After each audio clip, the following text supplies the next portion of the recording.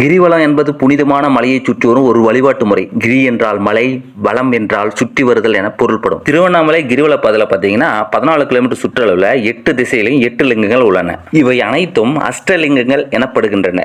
1 இந்திரலிங்கம், 2 அக்னி லிங்கம், 3 யமலிங்கம், 4 நிருதிலிங்கம், 5 வருணலிங்கம், 6 வாயுலிங்கம், 7 குபேரலிங்கம், 8 ஈசானிலிங்கம்.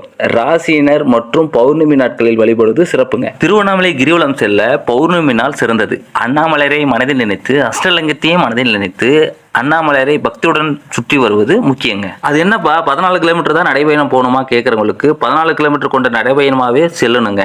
வழியில் உங்களுக்கு உதவுற நீர், உணவு எடுத்துட்டு போலாங்க. வீண் பேசுவதை தவிர்த்து இறைநாமத்தை சொல்லி வலம் வர வேண்டுங்க.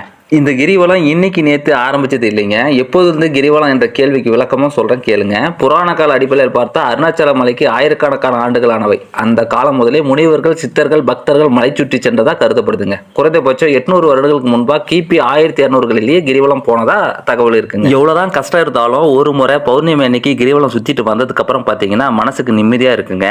அதனால தான் நெக்ஸ்ட் வீடியோவில் சந்திக்கிறேன். ஓம் நமச்சிவாய.